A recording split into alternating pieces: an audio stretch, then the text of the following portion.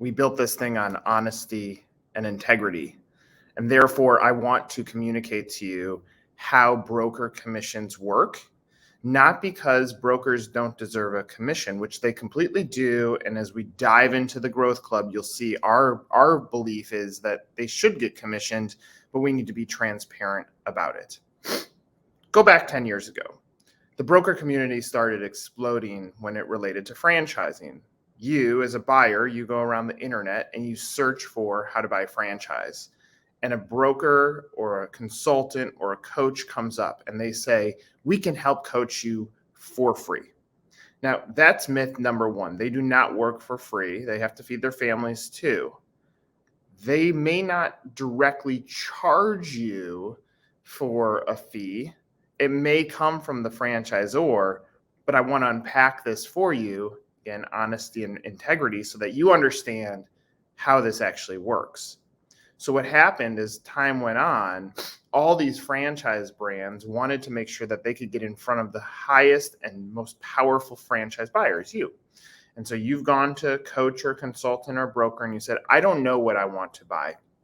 And they say, let's do a personality test or let's talk about your passions. And then they feed you an inventory of brands. Issue number one is those brands, the brands that they feed you are only the ones that exist within their inventory.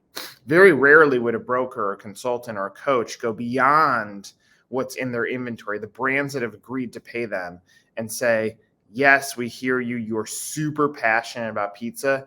Let's guide you to the right pizza brand, whether we work with them or not. Now, the reason they're not going to lead you to that, again, is because they get paid by closing deals. And therefore, if you don't buy the deal, they never get paid. And so what would happen is franchisors said, how can we pay the brokers more? Now, the reality is on the franchisor side, they're not flush with cash for franchise development. And it's very costly to go find you, the franchisee, someone who's qualified and ready to buy. And so what they said is, let's increase the franchise fee. Now, a franchise fee historically was designed as the amount of money it takes for the franchisor to successfully get you up and open and operating. That was part of it. But then the franchise fee evolved into it's the cost of acquisition to find you. And the reality is you actually pay for that in majority of cases. Franchisors use your franchise fee to pay the franchise broker. So if you watch the history of franchise fees, they've skyrocketed up because the franchisor wants to offer more money to the franchise broker so that they present their brand because they also want to grow and feed their families. And so what happens is now your startup capital diminishes because the brokers are requiring so much money. And we hear the franchisor saying, wait a second, we got to pull this back to something that is fair and works within our model. And so franchise fees have skyrocketed, and it's actually you paying the broker. And so the broker is going to come to you and say, I'm your coach, I'm your consultant. Oh yeah, this is the perfect opportunity for you. And in some cases, I'm sure it is.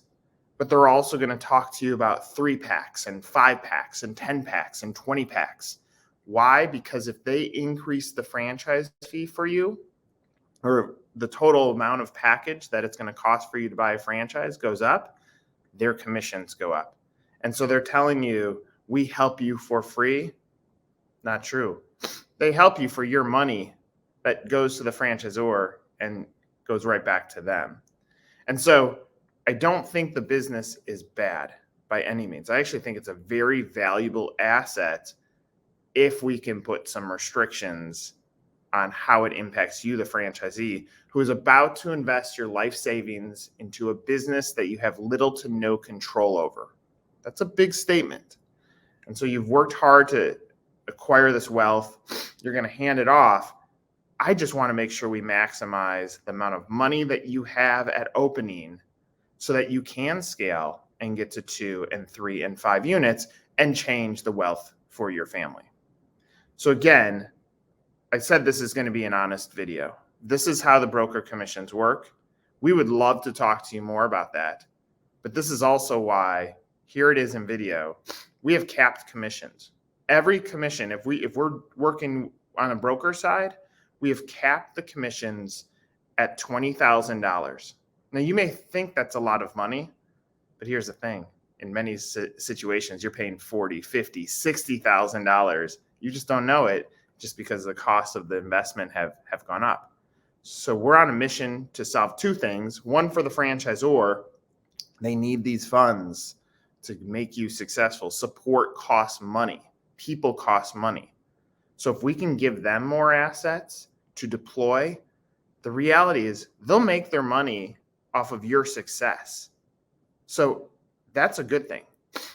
And then for you, if we can pull those franchise fees down a little bit, make them realistic, give you a little bit more operating capital when you get started, we believe you're going to be in better shape to be successful when it comes to franchising. Again, I said this is going to be an honest video. That's how this works. We'll talk to you more about it. Search around, watch our videos. We are built on integrity here at Growth Club.